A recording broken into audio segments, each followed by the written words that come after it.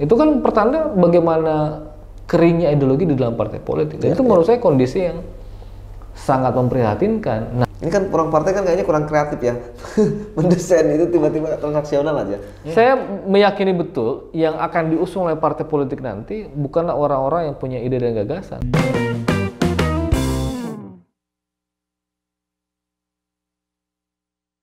Oke teman-teman, berikutnya kita coba bahas pilkada nih. Ya.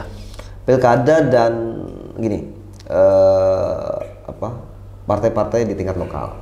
Nah, dinamika partai tingkat lokal ini masih nyambung dari hal yang tadi ya, bahwa partai politik itu adalah elemen dari demokrasi ya sebetulnya. Tapi pada prakteknya juga di partai politik saya kira tidak banyak yang tidak menerapkan asas-asas demokratisasi sendiri di tubuh, baik secara mungkin komunikasi politiknya atau apa. Karena apakah memang ini mungkin saya ini nggak tahu nih ya, kaitannya dengan keputusan-keputusan partai politik itu harus dari tingkat DPP. Karena kan ini kita ngomong pilkada kan, tapi kan banyak semua keputusannya dari tingkat DPP. Nah, kenapa nggak dari tingkat daerah? Apa memang aturannya mengikat harus begitu ya? Nggak bisa kita ubah?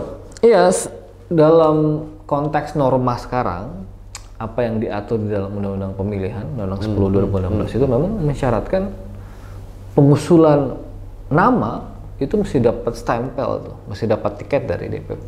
Kan itu yang jadi salah satu problem kenapa kemudian tadi saya tawarkan pembenahan partai politik, salah satunya adalah soal pengambilan keputusan. Logikanya sebenarnya kan sederhana nih ya. Yang paling memahami daerah adalah teman-teman di daerah sendiri. Ya, di PC lah ya kan. DPC lah ya. Kalau di tingkat gubernur berarti kan DPW-nya. Ya. Di tingkat kabupaten kota kan berarti DPD-DPD-nya. Nah, logika sekarang yang ditanamkan seolah-olah ada semacam kendali yang sifatnya sentralistik. Semua keputusan-keputusan itu ditentukan oleh pusat. Benar. Ini gampang kita kenali gitu ya. Fenomenanya adalah bahkan 1 jam sebelum pendaftaran sekalipun bisa berubah. Itu kan pertanda bahwa memang kendali putusan berkaitan dengan nama yang akan disodorkan sebagai calon dari partai politik masing-masing atau gabungan partai politik itu masih tersentralisir dan dikendalikan oleh pusat gitu. Itu yang saya maksud. Kondisi yang sebenarnya tidak demokratis di dalam partai politik yang mesti kita rubah ke depannya gitu. Nah, kalau pertanyaannya sekarang aturannya masih seperti itu ya. Nah, kita tinggal bisa menggunakan semacam celah tertentu meminimalisir bagaimana kemudian peran pengurus pusat DPP dalam hal ini itu tidak terlalu besar di dalam menentukan calon-calon itu. Misalnya teman-teman di tingkat lokal kan atau partai-partai politik di tingkat kabupaten kota termasuk di tingkat DPW provinsi itu bisa misalnya menggunakan data-data tertentu, hasil survei, siapa yang punya elektabilitas. Termasuk juga misalnya masih memungkinkan peluang bagaimana menggunakan metode-metode seperti konvensi rakyat gitu. Itu yang sekarang sudah ditinggalkan kan. Ya, ditinggalkan walaupun dulu dipakai. Sempat dipakai. Hasilnya juga nggak dipakai. Hasilnya nggak dipakai juga. Itu jadi semacam. Contoh yang demokrat. Iya, kalau di pelaminan itu hanya jadi menarik orang untuk menarik orang saja seolah-olah demokratis. Tapi maksud saya itu masih menjadi hal yang patut kita pertimbangkan. Jadi soal survei mencari yang paling punya elektabilitas misalnya, termasuk juga hasil konvensi rakyat yang dibuka secara luas. Itu setidak-tidaknya bisa meminimalisir bagaimana intervensi dari pusat. Gitu ya. Kalau kita baca sekarang kan misalnya pusat bahkan sudah punya nama masing-masing kan. Iya, sudah ada SKSK. Tapi ya itu lagi-lagi tergantung dinamika yang terjadi gitu. Itu juga menjadi salah satu fakta bagaimana tanda petik rusaknya partai politik. Misalnya kalau kita lihat peta pilpres misalnya, faksi politik terbagi menjadi 3. Masing-masing 3 faksi politik ini itu punya sokongan partai masing-masing. Iya, benar. Tapi kan di daerah bisa beda. Iya, justru itu yang saya bilang, keringnya ideologi itu mengkonfirmasi bahwa yang terjadi di nasional bisa saja cair di tingkat partai. Iya, itu pertanda bahwa memang mesin kerja partai tidak didasari oleh ideologi, tapi lebih kepada pragmatisme. Siapa yang bisa memberikan keuntungan terhadap partai politik? Misalnya Gerindra bisa aja dengan PDI di sini. Persis. Misalnya di Samarinda gitu atau di Kaltim. Fenomena kemarin kan juga terjadi di Pilpres gitu ya. Iya. Ada misalnya partai yang pada awalnya berkampanye tentang garis politik tertentu, tiba-tiba dalam sekejap bisa berubah. Bisa berubah. Ada yang kemudian masuk ke blok atau faksi tertentu, tiba-tiba keluar dan berbalik arah gitu kan. Itu kan pertanda bagaimana keringnya ideologi di dalam partai politik. Dan itu menurut saya kondisi yang sangat memprihatinkan. Nah, harapannya kalau kita tarik di dalam konteks pilkada, teman-teman partai politik juga mempertimbangkan tidak hanya soal keuntungannya apa, tapi juga bicara soal apakah dia on the track dengan garis ideologi partainya misalnya. Ada partai yang selalu merasa misalnya partai yang pro rakyat, berjuang untuk rakyat miskin. Dia menggebu-gebu bicara seperti itu karena kalah saja gitu. Kalau menang ya nggak jadi. Berbeda gitu. Malah jadi berbalik menjadi penindas kan. Benar. Itu yang jadi problem. Itu yang semakin menguatkan analisis bahwa ada problem akut di dalam partai politik kita yang harus kita benahi bareng-bareng. Iya. Jadi kan begini. Contoh ya kan kemarin di koalisi lah. Ya. Contoh dalam bentuk koalisi tadi juga koalisi. Di koalisi yang tahun 2004 ini kayaknya paling brutal koalisinya. Menurut saya. Ya. Karena garisnya makin nggak jelas. Ya. Dari dulu kan misalnya PKB sama PKS itu nggak bisa gabung. Sekarang bisa gabung. Betul. Ya kan, itu salah satu contoh ya. Jadi saya tuh bingung bagaimana menjelaskan kepada konstituen. Iya. Jadi persenyawaan itu bukan didasari oleh politik dengan pendekatan ideologi gitu ya. Iya, jadi politik menang-menangan ya ini. Betul. Pendekatannya lebih banyak pendekatan apa keuntungan yang bisa saya peroleh. Ya, lebih kepada kecenderungan pragmatisme partai politik. Itu yang sebenarnya menjadi kritik kita terhadap partai. Kalau dulu kan di pemilu 1955 kelihatan tuh ya. Oh, itu masih mana partai lah, nasionalis, sesama nasionalis gabung, sesama agamis gabung gitu kan. ya. Yang komunis bergabung. Jadi tren ideologinya lebih ditonjolkan dibanding soal pragmatisme itu. Nah sekarang malah terbalik gitu. Kita nggak bisa melihat tuh yang mana sebenarnya dia mengaku partai nasionalis tapi kok cara pandangnya beda ya? Terlalu kapitalistik misalnya gitu. Pragmatismenya lebih kelihatan gitu kan. Iya. Ada partai yang mengaku agamis tapi tabiatnya buruk gitu. Itu lebih parah lagi kan. Partai yang agamis tapi kok kalau bikin narasi itu betul sangar-sangar gitu ya kan. Betul, ngeri-ngeri kan. Jadi gitu. jauh dari jargon agamisnya itu. Agamis itu harusnya ya. Dan bahkan ada orang bilang begini tuh. Loh ini sesama agamis malah nggak bisa menyatu kan.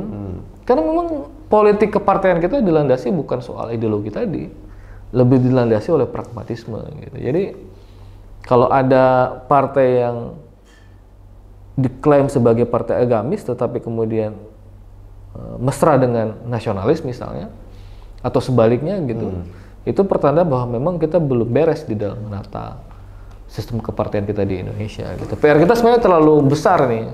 Terlalu besar. Kadang bingung kita mulai dari mana. Iya. Betul. Tapi gini, berarti ketika sistemnya begini, ini kemungkinan masih dulu kan periode 5 tahun lalu Kaltim ini kalau nggak salah ada 2 kota kosong ya. Iya. Balikpapan, Kukar sama mana lagi ya? 2 aja. 2 aja ya. Balikpapan sama Kukar. Ini kemungkinan menurut prediksinya Bang Castro dengan kondisi politik begini, koalisi-koalisi begini, kemungkinan masih ada kota kosong nggak di Kaltim? Potensialnya itu besar ya. Besar. Jadi ada kemungkinan kota kosong itu juga masih terjadi di pilkada November nanti gitu. Dan gejala-gejalanya kan sudah ada ya. Kelihatan tuh aksi borong partai itu sudah dilakukan gitu ya. Pasti akan ada. Ada aksi borong partai itu. Konsekuensinya nanti ya apa yang terjadi di Kukar dan apa yang terjadi di Balikpapan 2020 yang lalu bisa jadi berulang ya. Ya. Nah makanya saya bilang tadi Kalau pendekatan duit kan nggak mungkin lah perahu didapat tidak ada makan siang yang gratis kalau kata orang-orang itu. Apakah mungkin logikanya partai politik memberikan dukungan tanpa ada imbal baliknya? Itu kan menjadi pertanyaan. Apalagi di tengah situasi partai politik seperti yang saya bilang tadi, itu tanda petik masih bermasalah luar dalam kan. Artinya situasi partai politik yang belum beres itu memungkinkan politik transaksional itu kan. Oke, saya kasih perahu, tapi imbalannya apa buat kami? Kan mustahil ya. Apalagi kalau kita lihat fenomenanya, yang terjadi pada akhirnya orang yang akan diusung oleh partai politik itu aku yakin ya, bisa dipastikan orang yang pasti akan lebih menonjolkan modalnya dibandingkan ide dan gagasannya. Coba yang melamar di partai politik sekarang kan nggak pernah tuh bicara apa idenya, apa gagasannya. Saya sudah siap anggaran. Iya, yang pasti itu mengkonfirmasi bahwa sebenarnya lebih menonjol itu soal pendanaannya. Dia kuat secara finansial, tetapi dia miskin ide kan. Itu yang tidak yang kita dapatkan. Mau di tingkat gubernur, tingkat kabupaten kota, yang terjadi itu. Jadi bayangannya begini, kalau saya ketua partai ini begitu datang, nawar berapa gitu? Sampean sudah punya uang berapa? Berapa buat saksi, buat apa kan? Buat saksi udah punya nggak? Jadi kalau misalnya punya uang sekian, saksi sekian, lengkap, bisa. Iya, gitu. Berarti begitu ya? Ya, jadi yang terjadi semacam tawar menawar mahar politik kan pada akhirnya. Ya walaupun mungkin bahasa kan itu jadi istilah aja kan? Ya, istilah populer aja sebenarnya mahar itu. Artinya nggak mungkin perahu itu dibeli gratis. Iya. Gitu. Karena kalau ada mahar, ada ngomong operasional, ada macam-macam lah. Persis gitu. Nah, tapi kalau misalnya ketika saya ketua partai, Bang Castro datang loh. Sampai punya apa? Saya punya gagasan ini. Nggak mungkin. Mustahil. Memungkinkan nggak ini? Ada nggak yang memilih gagasan itu? Makanya tadi diverifikasi tuh ya. Partai politik misalnya mendorong seperti konvensi itu ya. Jadi itu akan. Tapi kalau konvensi di tingkat lokal bisa ya mungkin? Boleh, nggak ada masalah. Itu tergantung inisiatif masing-masing. Artinya saya mau bilang begini. Model-model ini salah satu cara saja. Model-model konvensi terbuka atau konvensi rakyat itu adalah upaya untuk menebalkan ide dan gagasannya. Jadi yang menonjolkan ide dan gagasan. Paling enggak, transaksional, tapi itunya muncul juga lah. Gitu. Persis. Kalau ini kan udah ini blast. Yang terjadi ya cuman tawar menawar berapa yang saya bisa dapat. Makanya saya bilang tadi, saya meyakini betul yang akan diusung oleh partai politik nanti bukanlah orang-orang yang punya ide dan gagasan, tetapi orang-orang yang pasti melihatnya seberapa kuat kemampuan finansialnya, kemampuan untuk menangnya ya. Persis. Padahal kan sebenarnya kalau bicara aturan, partai politik sendiri tidak boleh menetapkan tarif tertentu kan untuk pendaftaran itu. Iya. Bener nggak boleh kan? Itu nggak boleh ya memang ya? Itu malah pidana. Kalau itu kan pidana kan? Di Undang-Undang 10 2016, Undang-Undang Pemilihan itu kan disebut secara eksplisit itu bahwa partai politik atau gabungan partai politik itu dilarang ya mendapatkan imbalan tertentu dalam proses pencalonan. Yang dimaksud proses pencalonan secara gramatikal ya artinya dari hulu ke hilir kan. Termasuk pencalonan atau proses penerimaan pendaftaran bakal calon di internal partai politik. Mestinya teman-teman Bawaslu juga lebih aktif menyampaikan edaran ke partai-partai politik. Ente jangan dong menerima itu jelas adalah money politik. Tapi Bawaslu terbatas, Bawaslunya yang kendor duluan. Karena saya lihat banyak. Kan sebenarnya kita butuh ya. Bahkan kritik itu juga harus disampaikan ke teman-teman Bawaslu. Iya benar. Bawaslu juga harus disampaikan. Cuma kan beberapa kali Bang Hari Darmanto juga udah pernah di sini.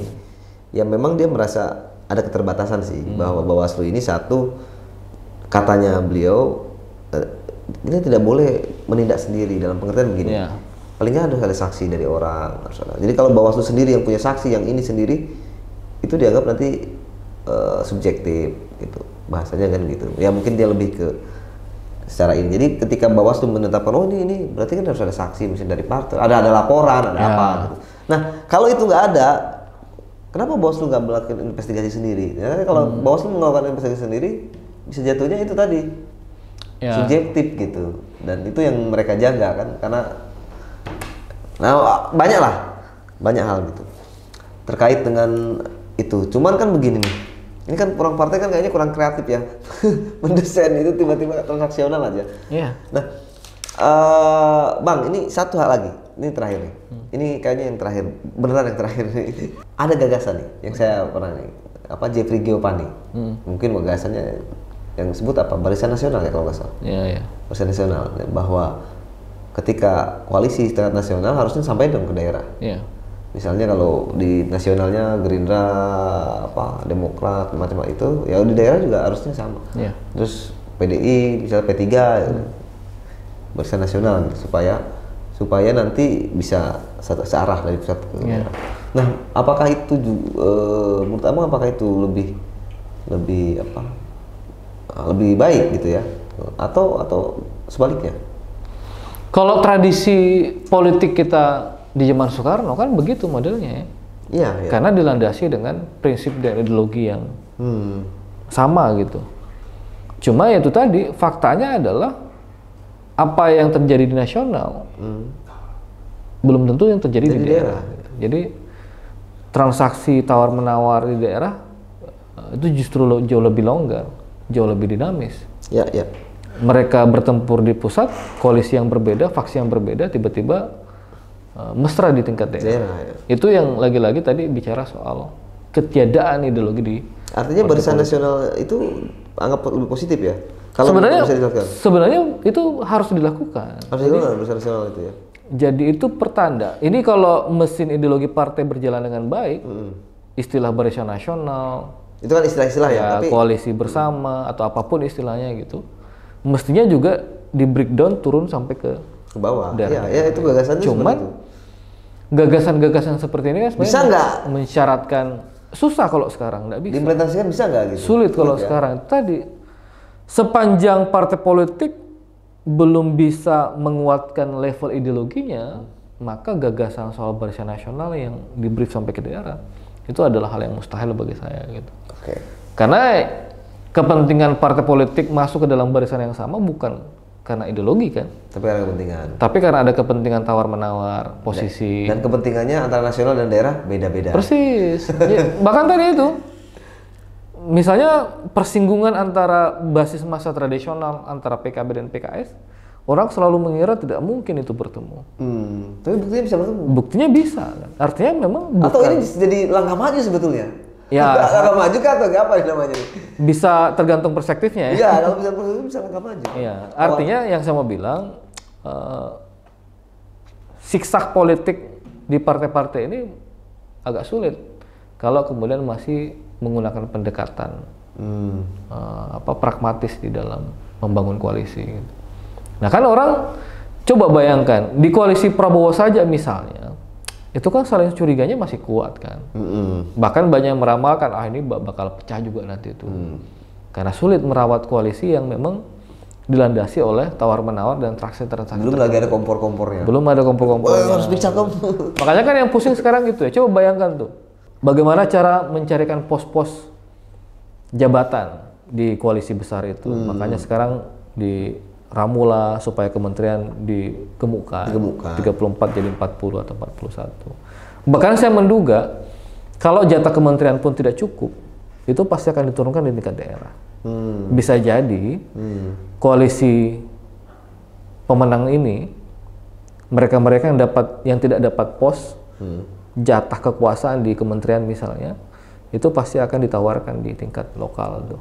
Itu yang bisa menjadikan koalisi di nasional ke bawah gitu, atas dasar kepentingan di pilkada. Udah, kalau kalian nggak dapat jatah menteri, saya akan pastikan dapat jatah di Jawa Tengah misalnya, jatah di Jakarta misalnya, kan pada akhirnya begitu itu. Oke, terima kasih Bung Castro, ini sudah panjang lebar, tapi memang sebetulnya banyak PR ya. Karena ngomongin politik ini nggak ada selesainya nih. Ya. Selalu hal yang menarik gitu, baik di masyarakat juga di tingkat elit ya. Karena saya lihat juga, tapi sekarang masyarakat juga sudah mulai jenuh, tapi tetap mesti menarik gitu. Karena mungkin pilkada beda lagi dengan pilpres, ada nuansa-nuansa baru.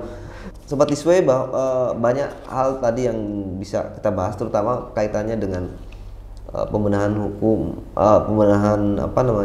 sistem politik kita, utamanya juga kendalanya ada di partai, di mana pemain sekaligus juga salah satu yang membuat kebijakan. Ini agak repot ya, tapi mudah-mudahan sih obrolan kita kali ini bisa lebih bermanfaat dan mungkin akan kita sambung terus-menerus, apalagi kan ini kita menghadapi pilkada dan obrolan-obrolan politik yang mungkin menggeliti akan terus kita hadirkan supaya paling nggak bisa memberikan ya kalau nggak pendidikan, informasi lah gitu. Karena kan kalau pendidikan pede betul kita mau mendidik orang, tapi kalau memberikan informasi dan juga ini kepada masyarakat, mudah-mudahan bisa bermanfaat. Oke, terima kasih. Assalamualaikum warahmatullahi wabarakatuh. Waalaikumsalam warahmatullahi wabarakatuh.